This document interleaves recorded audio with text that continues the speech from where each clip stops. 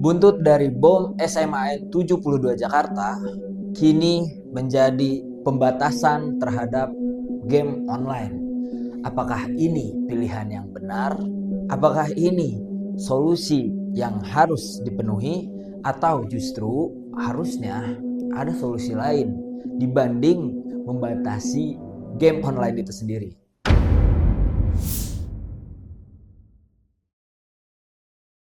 Oke, selamat datang kembali di channel Argumen. Halo kawan-kawan semuanya.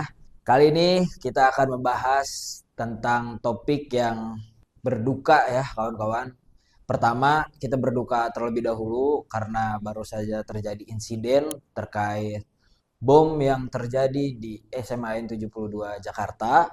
Dari insiden tersebut, menurut informasi berita itu ada sekitar 90-an ya, 96 kalau nggak salah tepatnya itu menjadi korban dari bom tersebut. Dari 90-an itu 30-annya tuh masih dirawat kalau nggak salah ya kawan-kawan. 30-annya masih dirawat, sisanya berarti sudah mendapatkan izin untuk dikerumahkan gitu ya. Dan masih ada juga yang di ICU katanya. Ini semoga seluruh korban yang terkena dari insiden tersebut bisa segera pulih, bisa segera membaik, bisa kembali sehat walafiat gitu ya kawan-kawan, dan segera bisa menjalani hari-harinya di sekolah seperti sebaik sebelumnya gitu. Meskipun saya yakin dari korban-korban tersebut akan mengalami trauma yang lumayan mendalam karena tidak ada yang tahu gitu kawan-kawan, tiba-tiba ada bom di sekitar lingkungan yang harusnya mereka sekolah di situ ya, mendapatkan ilmu, malah kena bom gitu. Nah, selain daripada hal itu, kita juga pengen banget concern kepada bukan cuma insiden yang terjadi bomnya itu ya kawan-kawan, tapi siapakah gitu pelaku dari insiden ini. Nah, menurut berita kawan-kawan, ini motifnya adalah pelaku yang melakukan insiden tersebut ya. Ini adalah pelaku yang terkena kasus bullying gitu. Jadi merupakan korban bullying atau korban perundungan ya kawan-kawan, sehingga hasilnya adalah dia membom gitu dari SMAN 72 Jakarta ini. Ini menurut informasi yang saya baca ya kawan-kawan, ini ada di platform-platform media, tapi ini juga belum dikonfirmasi kawan-kawan. Jadi masih didalami sehingga kita juga tidak ingin mengambilkan kesimpulan terlebih dahulu gitu. Tapi motifnya ada ke arah sana. Pak Listio Sigit juga sedang mendalami ke hal tersebut. Nah, jikalau motif ini adalah terkait pelaku yang merupakan korban dari bullying atau perundungan ini, kenapa pemerintah justru mengeluarkan statement atau solusi lain terhadap insiden ini, yaitu pembatasan terhadap game online? Oke, kalau semisal kita jabarkan ya kawan-kawan, ini pelakunya adalah motifnya perundungan nih. Motifnya adalah korban dari perundungan. Namun solusi yang dibentuk adalah dari pemerintah itu pembatasan game online gitu. Mungkin ya, mungkin ini saya coba menelaah aja mungkin. Mungkin dirundungkannya itu di game online, bisa jadi ya, bisa jadi-jadi aja gitu ya kawan-kawan. Tapi menurut saya jikalau tidak di game online, lalu ngapain dibatasin ini game online-nya gitu. Nah, yang kedua, menurut saya pembatasan game online itu untuk relevansinya di zaman sekarang tidak bisa diterapkan ya menurut saya ya kawan-kawan. Kurang bisa diterapkan gitu untuk pembatasan game online itu.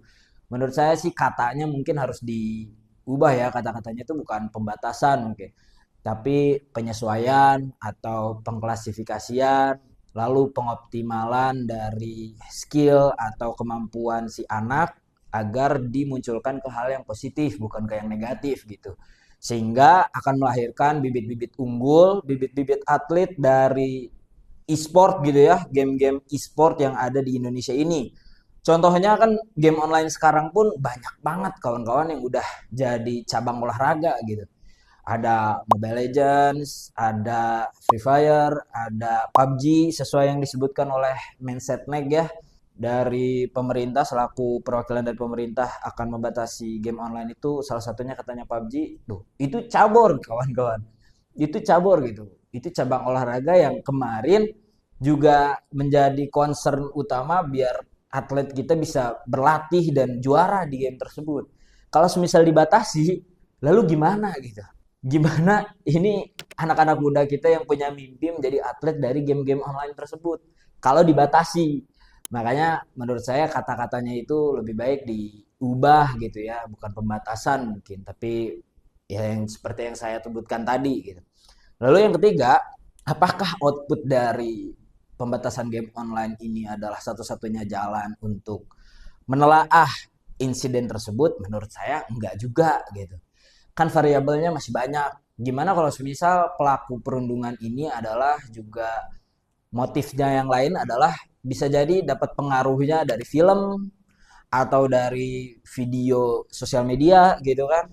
Itu justru lebih tersebar gitu di sosial media gitu. Tidak, kalau game kan pasti satu platform satu tuh. Game itu aja. Tapi kalau di video bisa lebih banyak. Kalau di YouTube ada video-video terkait kekerasan, terkait kriminal, terkait apa itu, kalau di video di YouTube silahkan kalian search, pasti langsung banyak tuh keluarnya. Dan short-short yang ada di TikTok, di YouTube itu jauh lebih tidak bisa difilter. Sedangkan kalau di game-game itu menurut saya sih sekarang sudah lebih terfilter ya. Koreksi kalau saya salah nih. Tapi menurut saya sih udah gitu. Menurut saya udah lebih bagus sekarang untuk sistem filternya terhadap pelaku-pelaku game online ini.